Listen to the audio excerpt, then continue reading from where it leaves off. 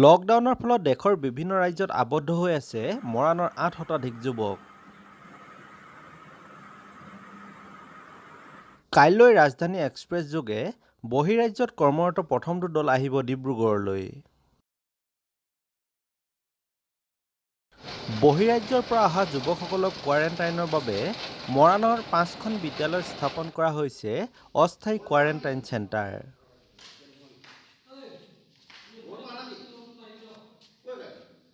লকডাউনৰ ফলত দেশৰ বিভিন্ন ৰাজ্যত আবদ্ধ হৈ থকা অসমৰ লোকসকলক শেহতীয়াকৈ ৰেলযোগে অসমলৈ অহাৰ বাবে ব্যৱস্থা গ্ৰহণ কৰিছে চৰকাৰে।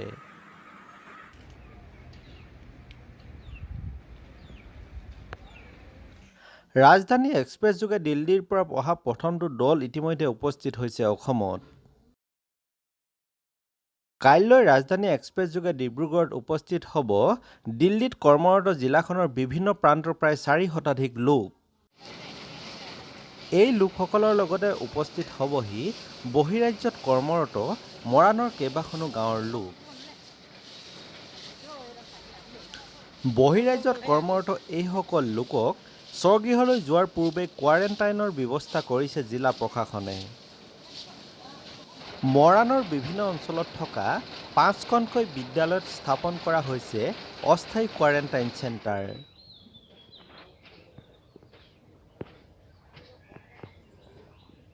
প্ৰথম পৰ্যায়ত অহা যুৱকসকলৰ বাবে খোৱাং উচ্চতৰ মাধ্যমিক বিদ্যালয় আৰু নাহৰনি উচ্চ মাধ্যমিক বিদ্যালয়ত স্থাপন কৰা হৈছে কোৱাৰেণ্টাইন চেণ্টাৰ।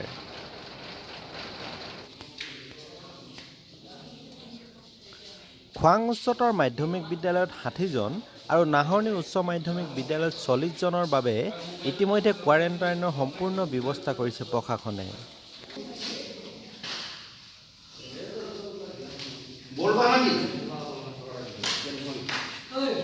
পৰৱৰ্তী পৰ্যায়ত বহিৰাজ্যৰ পৰা অহা লোকসকলৰ বাবে মৰাণৰ ধেমেচি উচ্চ মাধ্যমিক বিদ্যালয়, পথালিবাম উচ্চ মাধ্যমিক বিদ্যালয় আৰু হেঞ্চপুখুৰী উচ্চ মাধ্যমিক বিদ্যালয়ত স্থাপন কৰা হৈছে আন 3টা কোৱাৰেণ্টাইন চেণ্টাৰ।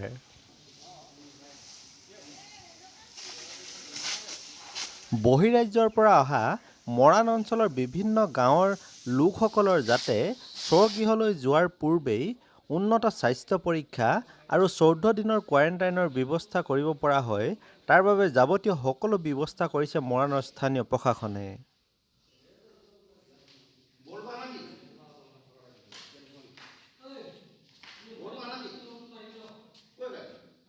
আমাৰ অসমৰ বহিৰাজ্যত থকা যিবিলাক আমাৰ অসমীয়া মানুহ আছিলে তাতে তেওঁলোকক আমি প্ৰশাসন আৰু চৰকাৰৰ ফালৰ পৰা তেওঁলোকক অসমলৈ অনাৰ ব্যৱস্থা কৰা হৈছে। কালিলৈ আমাৰ প্ৰথমখন ৰেল আহি পাবহি ৰাতিপুৱা আৰু ৰেলৰ পৰা আমি তাতে স্ক্ৰিনিং কৰা হ'ব। ডক্টৰ আমাৰ থাকিব। স্ক্ৰিনিং কৰাৰ পাছত নিজৰ আমাৰ চাৰ্কুললৈ লৈ অহা হ'ব মানুহবিলাকক। আমাৰ মৰাণ চাৰ্কুলতো যথেষ্ট সংখ্যক মানুহ মৰাণ চাৰ্কুলৰ পৰা বহিৰাজ্যত আছিলে। তেওঁলোক আমাৰ মৰাণলৈ আহিব, উভতি আহিব আৰু তেওঁলোকক আমি 14 দিনৰ কাৰণে কোৱাৰেণ্টাইন কৰাৰ ব্যৱস্থা কৰিছোঁ। এই বিদ্যালয়খন আমি কোৱাৰেণ্টাইন কৰিবৰ কাৰণে আমি যাৱতীয় ব্যৱস্থাখিনি ইতিমধ্যে আমি সমাপ্ত কৰিছোঁ। ইয়াতে প্ৰায় আমাৰ 60জনমান মানুহ আমাৰ থাকিব পাৰিব। 14 দিনৰ কাৰণে তেওঁলোকক আমি কোৱাৰেণ্টাইন ব্যৱস্থাৰ মাজত ৰাখিম আৰু পৰৱৰ্তী পৰ্যায়ত যদি চৰকাৰৰ আমাৰ নিৰ্দেশনা আহে সেই নিৰ্দেশনা মতে আমি কাম কৰিম। আমাৰ টোটেল আছে 5টা চেণ্টাৰ। 5টা চেণ্টাৰত আমাৰ টোটেল আমি 320 আমাৰ পাৰ্চন টাৰ্গেট কৰিছোঁ।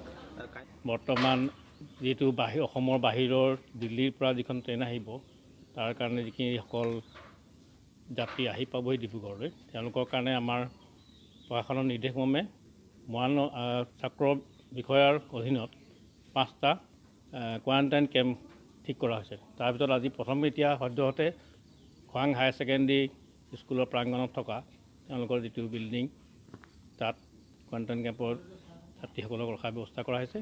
তেওঁলোক অহা কাইলৈ পৰা আহি সোমাবহি।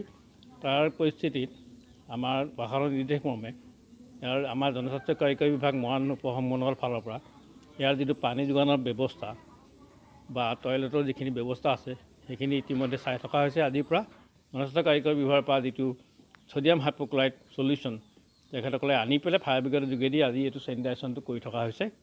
বৰ্তমান আমাৰ প্ৰশাসনৰ নিৰ্দেশমৰ্মে আৰু জনস্বাস্থ্য কাৰিকৰী আমি যিটো জকৰ বিষয়ে মৰাণৰ পৰা নিৰ্দেশ পাইছোঁ সদ্যহতে আমাৰ নাহৰণি খৰাং হায়াৰ ছেকেণ্ডেৰীৰ লগতেই নাহৰণি হায়াৰ ছেকেণ্ডেৰী স্কুলখন কেম্পটো সদ্যহতে আজিৰ ভিতৰত আমি ৰেডি কৰাব লাগে আৰু পিছৰ পৰ্যায়ত যিটো আছে পথালি বাম হাইস্কুল আছে MSC হাইস্কুল আছে বা সেই বাকী চেণ্টাৰকেইটাও তেনেকৈ ঠিক কৰা হ'ব সাজু কৰা হ'ব।